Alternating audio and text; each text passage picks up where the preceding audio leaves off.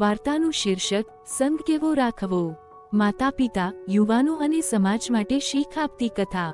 નાનકડું ગામ અને નિર્દોષ બાળક. સૌરાષ્ટ્રના એક શાંત અને સુંદર ગામમાં માધવ નામનો એક નાનકડો છોકરો રહેતો હતો. માધવ ખૂબ હોશિયાર, સત્યપ્રિય અને સંસ્કારી હતો. તેના પિતા ગામના ઈમાનદાર ખેડૂત અને માતા ધાર્મિક અને સ્નેહાળ સ્વભાવની હતી. માધવને બાળપણથી જ શીખ આપવામાં આવી હતી. બેટા, માણસનું ભવિષ્ય એ તેના સંગ પર આધાર રાખે છે. પણ બાળમનને એ વાતનું મહત્વ ત્યારે ક્યાં સમજાય? શાળાનું જીવન અને નવા મિત્રો. માધવ ગામની શાળામાં ભણતો. શરૂઆતમાં તે સારા છોકરાઓની સાથે રહેતો, નિયમિત ભણતો, સમયસર ઘરે આવતો, માતા પિતાનું કહેવું માનતો. પણ જેમ જેમ તે ધોરણોમાં આગળ વધ્યો, તેમ રઘુ, કાળુ અને ભૂરીઓ જેવા છોકરાઓ સાથે તેની ઓળખ વધી. આ છોકરાઓ ભણવામાં નબળા, શરારતી અને કામચોર હતા. શરૂઆતમાં માધવ તેમને દૂર રાખતો, પણ ધીમે ધીમે. આજે સ્કૂલ કાપીએ, થોડી મજા કરીએ, એક દિવસ ભણશો નહીં તો કંઈ નહીં થાય. આવી વાતોએ માધવને પોતાની તરફ ખેંચ્યો. ખોટા સંગની શરૂઆત. માધવ હવે શાળામાં મોડો જવા લાગ્યો. ભણવામાં મન ન લાગ્યું.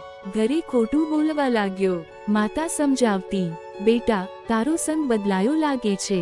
પણ માધવ જવાબ આપતો, મમ્મી, તમે જૂની વિચારધારા રાખો છો. પિતાએ એક દિવસ સમજાવ્યું, જેમ કાગડો સાથે રહેશો તો કાગડા જેવી આદત પડશે, કોયલ સાથે રહેશો તો મીઠું બોલતા શીખશો. માધવ હસીને વાત ઉડાવી દેતો.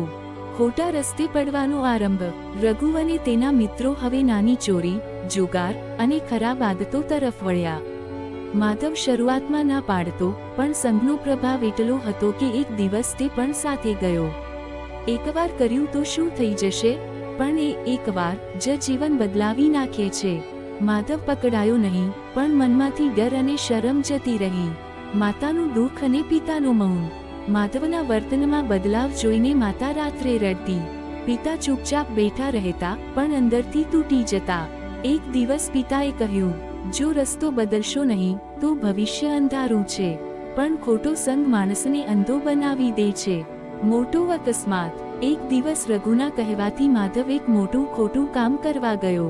આ વખતે પોલીસ પકડાઈ ગઈ. માધવને પહેલી વાર પોલીસ સ્ટેશન લઈ જવામાં આવ્યો. જ્યારે પિતા ત્યાં પહોંચ્યા, ત્યારે તેમની આંખોમાં ગુસ્સો નહોતો, માર નહોતો, ફક્ત આંસુ હતા. પિતાએ કહ્યું, મને તારા પર નહીં, મારા પર ગુસ્સો છે કે હું તને સમયસર બચાવી ન શક્યો. આત્મમંથન. રાત્રે માધવને ઊંઘ આવી નહીં. માતાનું રડતું ચહેરું, પિતાની ચૂપ નજર, બધું આંખ સામે ફરતું.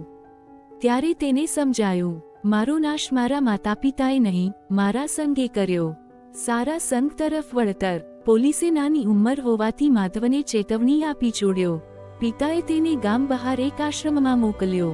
ત્યાં સારા લોકો, સંસ્કાર, સેવા, શાંતિ, આ બધું મળ્યું. સંત મહારાજે કહ્યું, સારો સંગ માણસને ભગવાન સુધી પહોંચાડે છે, ખોટો સંગ નર્ક સુધી.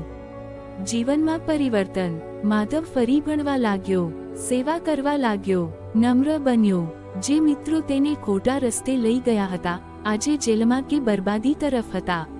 અંતિમ સંદેશ. વર્ષો પછી માધવ એક સફળ અને સંસ્કારી માણસ બન્યો.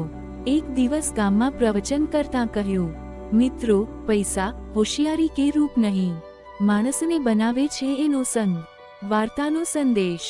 સંગ એવો રાખો કે તમારો ચરિત્ર મજબૂત બને, માતા પિતાનું માથું ઊંચું રહે, સમાજ તમને ગર્વથી ઓળખે. ખોટો સંગ ધીમે ધીમે નાશ કરે છે, અને સારો સંગ જીવન સંવારી દે છે.